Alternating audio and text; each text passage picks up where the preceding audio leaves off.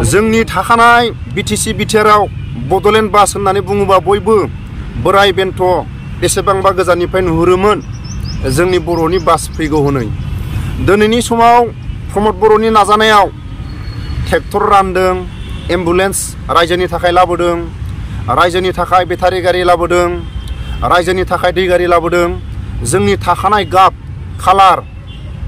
जेरै चन्दन ब्रह्मनि नाजानाय हाग्रामा महिलारिनि नाजानाय रायजो राजाफोरनि नाजानायाव जोंनि बर'नि गाबखौ मानो होनो हायाखै जोंनि थाखानाय गाबखौ आसाम सरकारनो भारत सरकारनो फाननानै जाबाय नामा ৰোগ নিৰ্মূল বিটিআৰ আঁচনিৰ অধীনত বিটিচি স্বাস্থ্য বিভাগে শুকুৰবাৰে 11খন এম্বুলেন্স আৰু 4খন শৱদেহ কঢ়িওৱা স্বৰ্গযাত্ৰা বাহন বিতৰণ কৰে।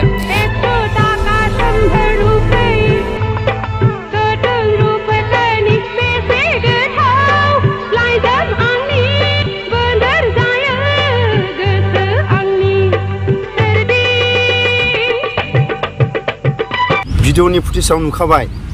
फारसेथिं प्रमद फारसेथिं हाग्रामा सार सोरनि गारिया बर' बोराय बुरिया बै गारिया जोंनि होननानै बुंनो हानाय जों खोनाबोदोंमोन सानसे समाव दिनैहाय नैबे बेराफारसेथिं थानाया हाग्रामा महिलारि सार आरो ओरैहाय प्रमद बर' सार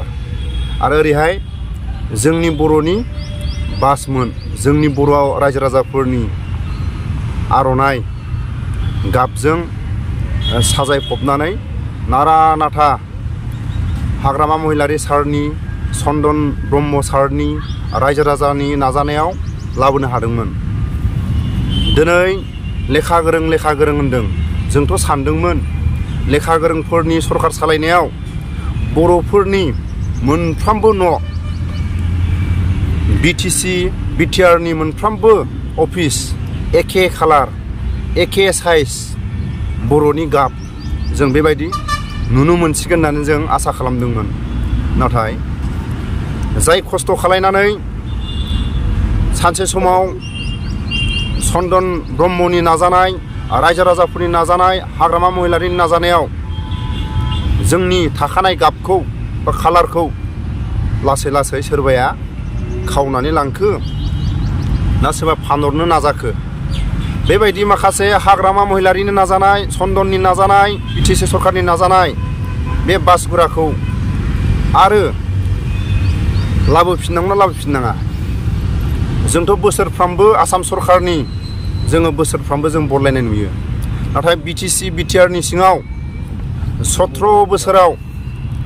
जि बर'नि थाखानाय बड'लेण्ड बास बेखौ दिनैनि समाव सोर गोदान आरो लाबोफिनगोन चन्दन ब्रह्म लाबोफिनगोन ना हाग्रामा महिलारा लाबोगोन ना प्रमदआ लाबोगोन नाथाय जोंनि लेखा गोरोंनि नाजानाय मैयानि समाव एम्बुलेन्स गारिखौ लाबोबाय मोजां जादों दै गारि रानदों मोजां जादों गारि गुरा रानदों मोजां जादों नाथाय जोंनि थाखानाय गाब जेरै बड'लेण्ड बासाव जोंनि बर' बिमा बर' बिफाया लेखा रोङैफ्रा गोजाननिफ्रायनो जोंनि बास फैगौ हनै होननानै बुंनो हानाय बेबायदि खालायनो हायासै नामा प्रमद बर' सारा बिनि थाखायनो आङो खावलायो 17 बोसोराव थाखानाय बासखौ सोर गाज्रि जादों मा गाज्रि जायाखै बेखौ बानायफिनगोन ना बानायफिनला आरो प्रमद बर'नि नाजानायाव बड'लेण्ड बासआ जोंहा मोनफिनगोन ना मोनफिनला एम्बुलेन्स गारि दै गारि ट्रेक्टर अबेबा बेटारि गारि राननानै होदों मोजां जादों नाथाय जोंनि बर'नि थाखानाय गाबखौ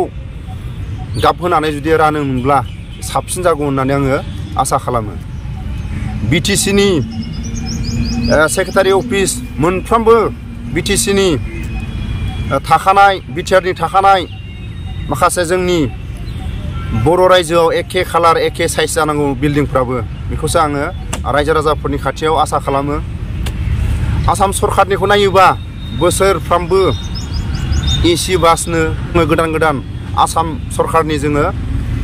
बोसोरफ्रामबो चेन्ज खालायो गोदान लाबोफिननांगौ ना बानायफिननांगौ बेखौ सोर आसाम सरकार भारत सरकारनो दैथायहरगोन नाजायोबा प्रमद बर'आ मोजां जागोन प्रमद बर'आ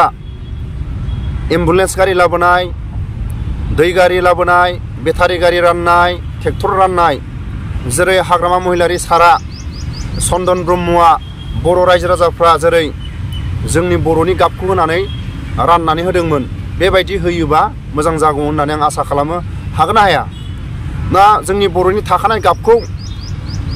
प्रमद बर'आ फाननानै जाबाय, ना आसाम सरकारनो हरबाय, ना भारत सरकारनो हरबाय? बेखौ आं मोनसे सोंलु खालामो दिनैनि समाव।